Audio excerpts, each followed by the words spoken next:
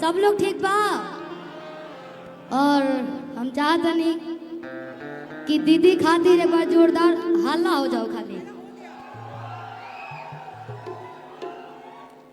अभी मेरा हल्ला जो करना था वो 20 साल से लगातार हो चुका है। अब हम लोगों को आगे संभालना है, पूर्वी संभालना है, छत संभालना है, महेंद्र मिश्र, भिखारी ठाकुर साहब। हल्ला का उम्र तो आप लोगों का है। आप लोग हल्ला कीजिए, एंजॉय कीजिए। और इधर फीडबैक आ रहा है। हाँ जी, नहीं शिल्पी का पहले सम्मान होगा, शायद हो गया, नहीं हुआ नहीं। हम फिर से पूछे थे सब लोग ठीक बा। और काफी टाइम से आप लोग ऐसो के देखा तनी। और हमने के जवन विश्व भोजपुरी सम्मेलन बा, तब विश्व के धुरंधर कलाकार आदरणीय मनोज तिवारी सर, कल्पना दीदी और आलोक भैया जगह विश्व में इस सम्मेलन हो तो वही विश्व के यहाँ के हम बयान ना कर सके कि कितना धुरंधर कलाकार और हमने खातिर सम्मानित कलाकार बानी सबे। हम चाहब कि तीनों जाने खातिर जोरदार ताली बाज जाओ। और आज जवन एकरा के कहल जाए महोत्सव, जवन आदरणीय सिद्धार्थ बड़ी त्रिपाठी सर के हम बुलाल चाहब अपना बीच में, जवन की ये प्रोग्राम के इतना अच्छा से ऑर्गेनाइज कर ले बनी, इतना चुनिंदा कलाकार बोले ले बनी, जेकर हमने के खुदे फैन बने जा। और कल्पना दीदी के जौन की हम सरस्वती माता के दर्जा देनी। और अगर केहू के होके के चाहिए तो कल्पना दीदी के होके के चाहिए। भोजपुरी में पहला स्थान हम कल्पना दीदी के दिला। और सबसे जो शून्य कलाकार के जो गिनती हुई में हम अपना के ले ली। और आज हमारा देवरिया जिला में इतना बढ़िया है जो फंक्शन चला था, म्यूजिशियन टीम अंजनी सर के पूरा, निहाल भैया हैं, सुनील जी कॉमेडियन जी, जो उनकी कॉमेडी करते करते रहुआ सब यहाँ के इतना ना फेमस कर देने कि पूरा यूपी बिहार झारखंड दुबई तक भी लोग सर्च करके सुना था सुनील के है। और बलिराम भैया जो कि बहुत अच्छे कलाकार, सलोनी जी हैं, और राजा भैया और अंजनी सर के सामने है जो लाइव परफॉर्मेंस चलत हवे। ये समझी कि म्यूजिशियन ये दूसर जो हमने के सुने नहीं जा सजी के साथ है, ये लाइव म्यूजिक बजाता।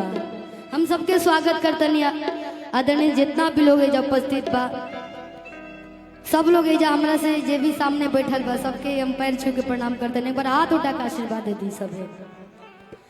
और तमाम देवरिया जिला के लोग एजा उपस्थित बा, मंच पे भी हमारे अभय सर, हमारे विनय भैया भी आए हैं, तमाम कलाकार बानी।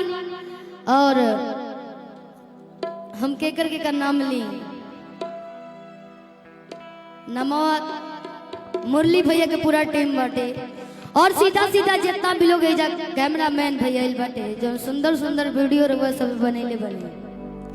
काल इतना ना बढ़िया हेडिंग डाली, खोखा जी हमारे सामने है। हमने के एगो दिन रहे 2000, हम 13-14 से अपन गाना के जर्नी चालू कैले बनी। और गायकी के शौक हमारे बचपने से बा, स्कूल से गावत रहुआ सबके बीच में इतना बड़ मंच पे आवे के मौका मिलल। हम ही कहा कि अगर रउआ सबके क्षेत्र के बेटी बानी, अगर गावत घरी बोलत घरी कोनो गलती हो जाए तो क्षमा करे बकाए से। कलाकार अपना घर से ही सीखेला, अपना घर से अगर इतना प्यार दुलार मिलेला तो आगे चल के भी बहुत सारा नाम करेला। और ये मंच पे बुलावे खातिर तहे दिल से और पूरा टीम के हम धन्यवाद कर चाहते हैं। बाकी केहू छोट गई होई तो हमारा बात की ठेस मत पहुंचाई। हम एगो दूगो और गाना गाए काहे से कि तब से आज 2-4 घंटा हो गए खड़ा हो के म्यूजिशियन टीम बजावत नहीं सबे। अंजनी सर के ठीक बा, बस काहे से तबला बा, तबला के भी हो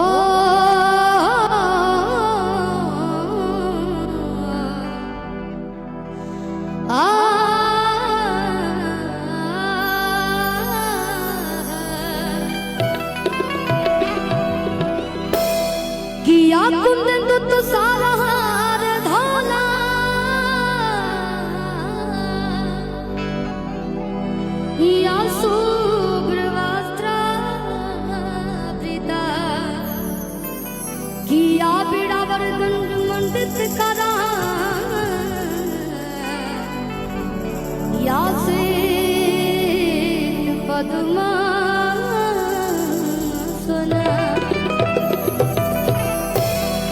कि ओम जयंती मंगला काली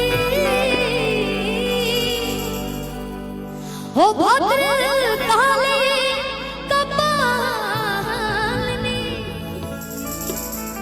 हो दुर्गा क्षमा सेवा धात्री स्वाहा स्वधा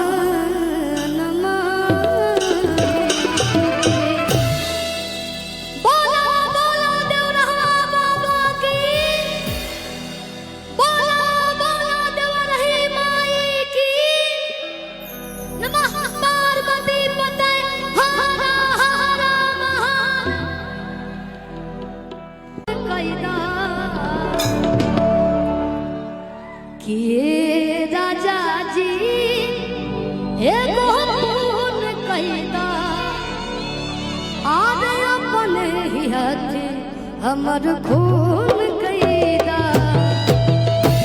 एगो मन नयका गाना आइल बा अरे कहले रहले हमरा से ऊ कालू दिन के अरे ले ले आइब तोहरा खातिर साड़ी नया किन के अरे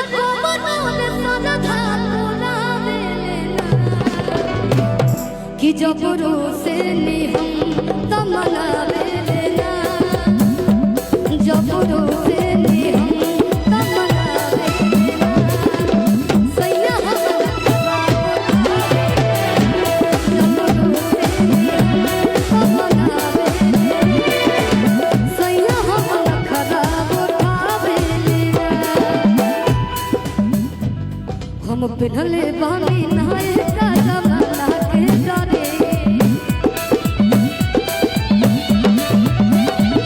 अरे कहरा कहरा देख के मोड़ तो भरे ए दिल्ली वाले तू ही लाल किला होगा ए दिल्ली वाले तू ही लाल किला होगा अतनी देवरिया जिला के पावर देखा दी सब तनी हल्ला करके तो हो ये दिल्ली वाली तू ही लाल किला होगा कि तोहरा नीला नीला बातू सिला तोहरा नीला नीला बातू तोहरा नीला नीला बातू सिला ताजा ताजा नाये बातूर की हाथे अंगूर ना लागे अंगूर के ताजा ताजा नाये बातूर की हाथे अंगूर ना लागे लाल बेकार सब के तोहार देखा तारा तू का घूर घूर के ओ बानी झसना लगैले ओ बानी झसना लगैले दूरबीन जैसन हारमोनिया बजावतानी दिल किया के नाच रे पतरकी नागिन जैसन आके नाच रे पतरकी नागिन जैसन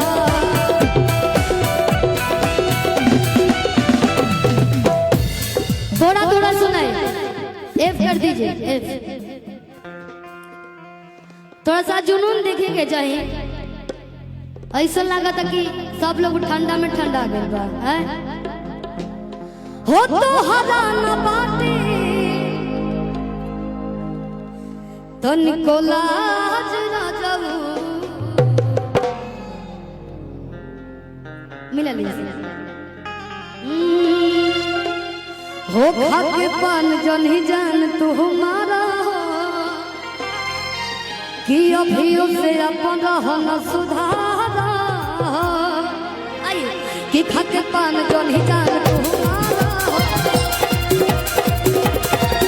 अभी उसे अपन रहन सुधारा तनी सब लोग खड़ा हो जाओ देर से बैठे बा सब लोग अपनी जगह पे खड़ा हो जाओ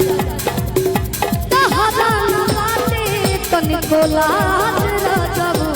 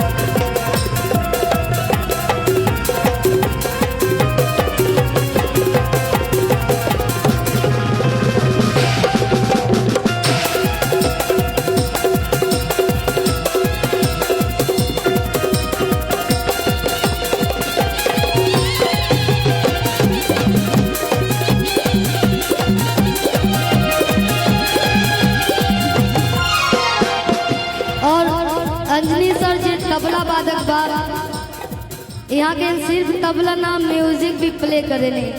यहाँ के एगो म्यूजिक पे हम गाना गैले रही, आपको याद नहीं होगा सर। हो राजा काला साड़ी लइहा कमर में छिप जाए कि राजा काला साड़ी लइहा। जितना भी लोग वीडियो बनाओ तो टैग कर दिए हमरा के, ठीक बा, सबके स्टोरी लगाए देवरिया जिला पर ऐड कर देवे के होई कि नैहर में पहिरी अरे माई रे मोर बरजे कि नैहर में पहिरी अरे माई रे मोर बरजे हो सारी ससुरा में हरे सारी ससुरा में पहिरी ससुया जाबी राजा काला साड़ी लइहा कमर में छिप जाए राजा काला साड़ी लइहा कि नैहर में पहिरी आरे भौजा हमर बरजे नैहर में पहिरी नैहर में पहिरी भौजा हमर बरजे। लेकिन कहल जाला देव के देव महादेव आ देव के नगर में हमने क्या बोला देवरिया। तई कैमरा बाजी छोड़िए तनी तनी वो ठुमका लगा दी सभे कि हो कि सारी ससुरा में हारे हो सारी ससुरा में पहिरी गोतनिया चली जाए राजा काला साड़ी लइहा कमर में छिप जाए राजा काला कमर में छिप जाए राजा काला। और हम चाहते नहीं कि जे भी ये देवरिया गोरखपुर के कलाकार बतानी खड़ा हो जाए आके। देवरिया गोरखपुर के कलाकार बा जा आके खड़ा हो जाओ। एक लाइन और कहो ओ छोड़ी गबना हरी में हरिया छोड़ी गबना हरी में हरिया पिया भैला गुलाब के हो आई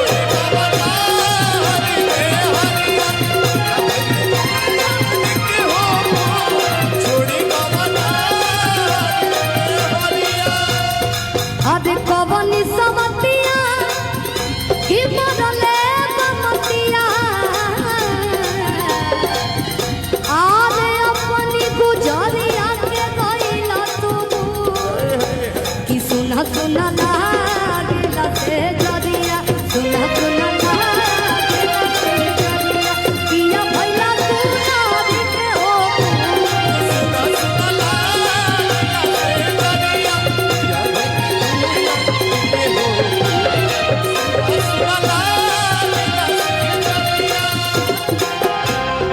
कि मुर्मो जनुआ एगो सोना सब साड़ी देले बाना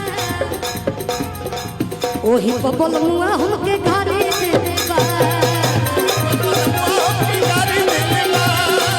ओही बबल मुआ हमके घरे देले बा। एही में कहो कि जदि बहारा से घरे न बइबा बोला सच कहतानी जिंदा न बइबा बोला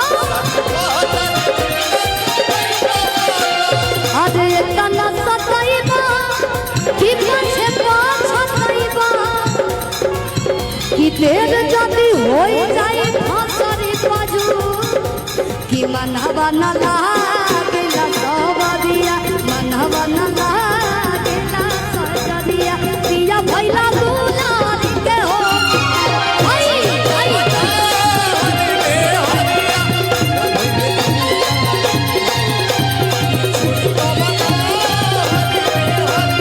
पिया भैला दुलारी के हो आई अरे